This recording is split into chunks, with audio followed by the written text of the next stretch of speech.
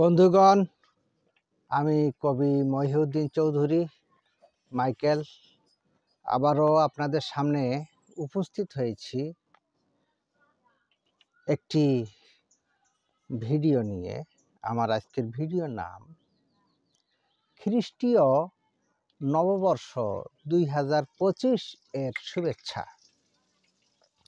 সবাইকে খ্রিস্টীয় নববর্ষ 2025 এর শুভেচ্ছা রইল। এই খ্রিস্টীয় নববর্ষ 2025 সম্পর্কে আমি আপনাদেরকে বলবো, যেটা খ্রিস্টীয় যে নববর্ষ বা পঞ্জিকা, এই পঞ্জিকা সম্পর্কে কিছু কথা তুলে ধরব। এই পৃথিবীতে প্রায় 34,000-এরও বেশি ক্যালেন্ডার আছে। এই ক্যালেন্ডারগুলোর ভিতরে কিছু কিছু জাতীয়, আন্তর্জাতিক, আঞ্চলিক ক্যালেন্ডার আছে। তো সবচেয়ে সমাদৃত এবং আলোচিত এবং ব্যবহৃত ক্যালেন্ডার হচ্ছে খ্রিস্টীয় ক্যালেন্ডার। এই খ্রিস্টীয় ক্যালেন্ডার দুভাগে বিভক্ত। একটি হচ্ছে খ্রিস্টাব্দ, আরেকটা হলো খ্রিস্টপূর্বাব্দ। তো খ্রিস্টাব্দ ক্যালেন্ডার 2025, তার মানে 2024 বছর অলরেডি এই ক্যালেন্ডার থেকে গত হয়ে গেছে। কিন্তু আমরা সাধারণ মানুষরা জানি না যে এই খ্রিস্টীয় ক্যালেন্ডার যে 2024 বছর গত হয়ে গেছে, কিন্তু এটা কিসের ভিত্তিতে তৈরি, কারা তৈরি করলো, কিভাবে ব্যবহার হলো, এইটা আমরা অনেকেই জানি না।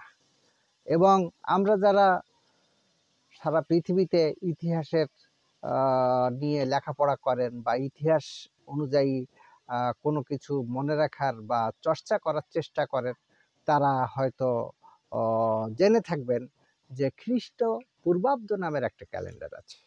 তাহলে এই খ্রিস্টপূর্বাব্দ ক্যালেন্ডার এবং খ্রিস্টাব্দ ক্যালেন্ডার, এটা একই ক্যালেন্ডার, কিন্তু দুভাগে বিভক্ত।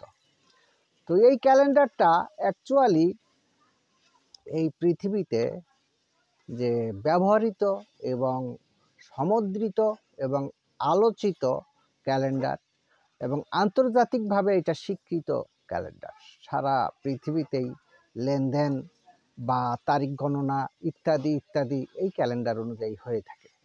তো এই ক্যালেন্ডারটি সাধারণত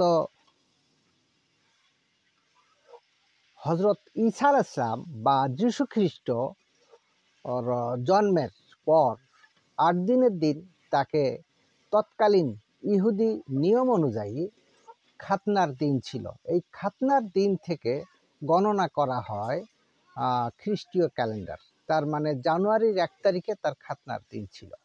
এটা 2024 বছর আগে এই ক্যালেন্ডারটি, এই খ্রিস্টাব্দ ক্যালেন্ডার অনুযায়ী যীশু খ্রিস্টের খাতনার দিন ছিল। সেই দিন থেকে এই ক্যালেন্ডারটি, খ্রিস্টাব্দ ক্যালেন্ডারটি গণনা করা হয়ে থাকে।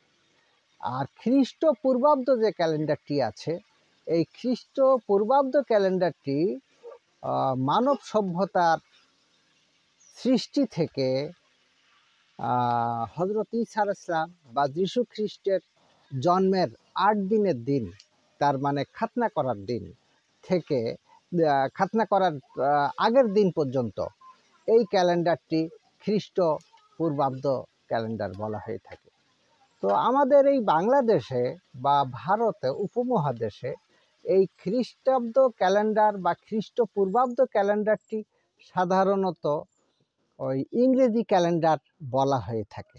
অনেকেই বলে থাকেন, আমরাও ছোটকালে বলতাম, কিন্তু আসলে এই ক্যালেন্ডারটি যখন আমাদের এই উপমহাদেশে ব্রিটিশ শাসন ছিল, এই ব্রিটিশ শাসন আমলে বা ইস্ট ইন্ডিয়া কোম্পানির শাসন আমলে তারা এই ক্যালেন্ডারটি আমাদের দেশে ব্যবহার শুরু করেছিল, যে কারণে তারা তাদের মাতৃভাষা ইংরেজি হওয়ায় এইটাকে সাধারণত তখনকার দিনের মানুষ বা পণ্ডিতরা মনে করতেন এটা ইংরেজি ক্যালেন্ডার।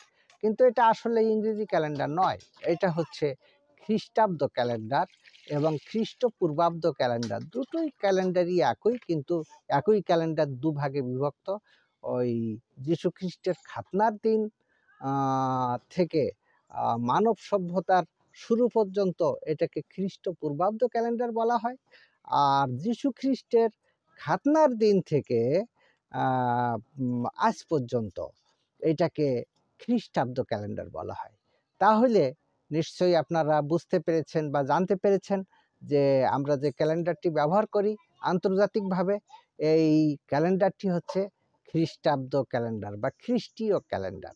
এই খ্রিস্টীয় ক্যালেন্ডার অনুযায়ী আজ 2025-এর 1 জানুয়ারি, যেটা আমরা খ্রিস্টীয় নববর্ষ হিসাবে অনেকেই পালন করে থাকি। গত রাত থেকে 31st নাইট হিসাবে সারা পৃথিবী জুড়ে এটা পালন হয়েছে বা এটা প্রতি বছর হয়ে থাকে।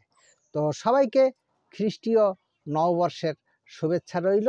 আমার আজকের ভিডিওটি এই পর্যন্ত। সবাইকে ধন্যবাদ।